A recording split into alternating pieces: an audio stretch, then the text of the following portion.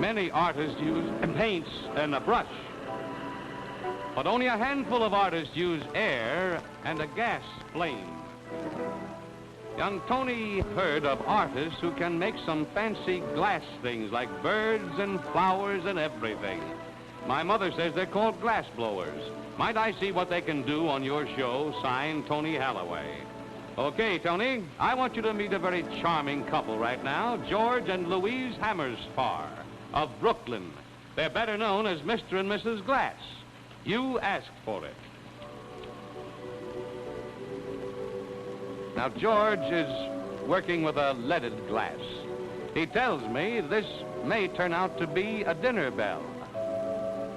It isn't the lung power that's necessary exactly. The hands do the shaping.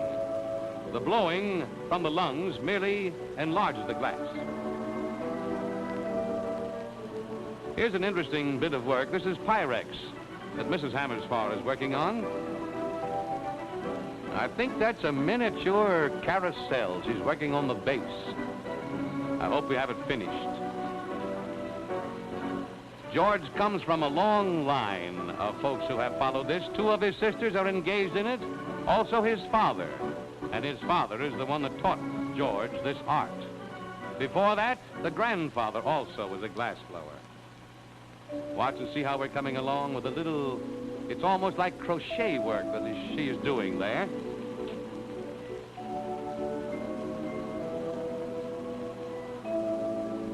It's amazing, the crude tools. I expected some very intricate, almost like surgeon's tools.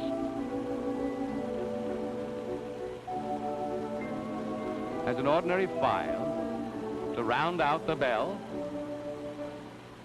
The turning by the hand is what shapes this.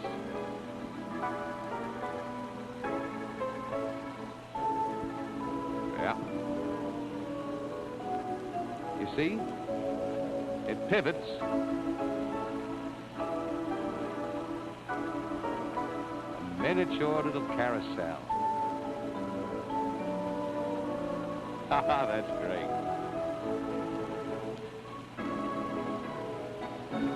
This art goes back to the early Phoenicians, this being, however, the Bohemian style of glass.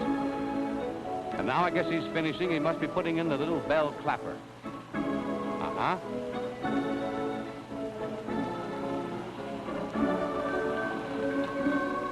Oh, that's great. What a beautiful tone. How wonderful to stand here and watch you perform these miracles. I know, however, what the people would like to see. You have so many other masterpieces. Could you take us on a little tour and explain them? Why, of course, Art, right over here.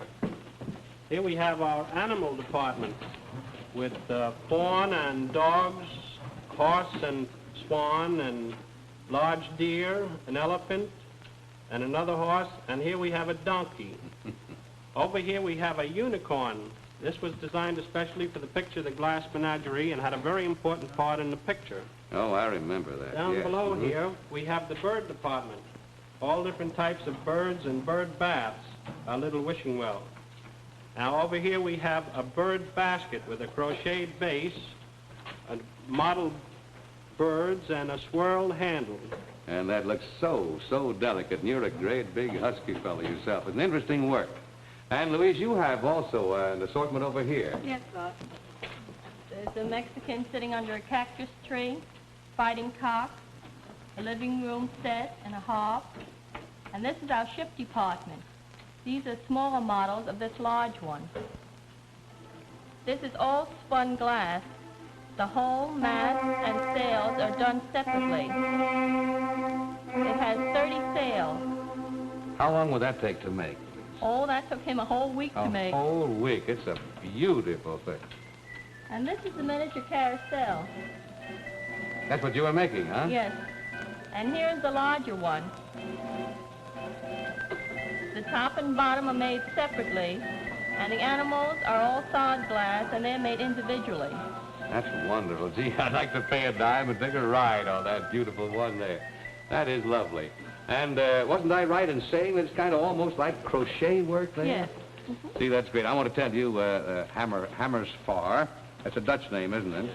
That Brooklyn should be as proud of you as they are of the Dodgers.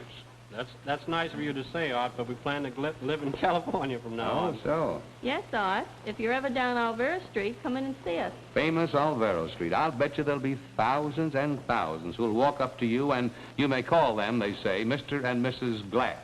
Thank you very much. And to you, Tony Holloway in San Francisco, we're mighty glad you asked for it.